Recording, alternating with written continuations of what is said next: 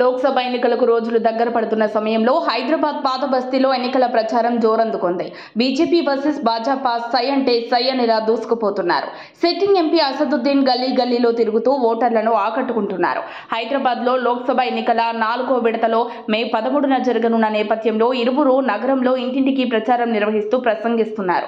తెలంగాణలోని మొత్తం 17 స్థానాలకు 4వ దశలో పోలింగ్ జరగనుంది. హైదరాబాద్లో ఓవైసీపై పోటీ చేసేందుకు బీజేపీ మాధవీలతను బరిలోకి దింపింది. మాధవీలత కోసం ప్రచారం నిర్వహించేందుకు హైదరాబాద్ వచ్చిన అమిత్ షాకు షాక్ తగిలింది. కేంద్ర హోంమంత్రి అమిత్ షాపై ఎన్నికల కోడ్ ఉల్లంఘన కేసు నమోదైంది. హైదరాబాద్లోని మొగల్పురా పోలీస్ స్టేషన్లో సెక్షన్ 188 కింద ఆయనపై పోలీసులు కేసు నమోదు చేశారు.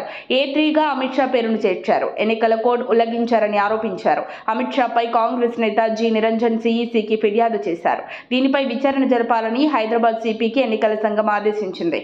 ఇక అసలు విషయానికి వస్తే హైదరాబాద్లోని పాత బస్తీ పర్యటన సందర్భంగా మే 1న అమిత్ షా ఈసీ రూల్స్ ని బ్రేక్ చేశారని Congress PCC vice president G Niranjan ఎన్నికల ప్రధాన అధికారికి మెయిల్ ద్వారా ఫిర్యాదు చేశారు. హైదరాబాద్ బీజేపీ ఎంపీ అభ్యర్థి మాధవీలత, అమిత్ షా, కిషన్ రెడ్డి, రాజాసింగ్లు ఎన్నికల నియమాలు పట్టించుకోకుండా చిన్నారులతో ప్రచారం చేయించారని పేర్కొన్నారు.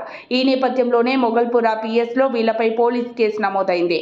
A1గా యమాన్ సింగ్, A2 ఎంపీ అభ్యర్థి మాధవీలత, A3 అమిత్ షా, A4 కేంద్ర మంత్రి G Kishan Reddy, A5 MLA Raja Singh పేర్లను పోలీసులు చేర్చినట్లు వార్తలు వినిపిస్తున్నాయి. ఈ వ్యవహారంపై విచారణ జరిపించాలని ఎలక్షన్ కమిషన్ హైదరాబాద్ సిపికి ఆదేశాలు జారీ చేసింది. మరిన్ని అప్డేట్స్ కోసం మా కాయ్ టీవీని సబ్స్క్రైబ్ చేసుకోండి.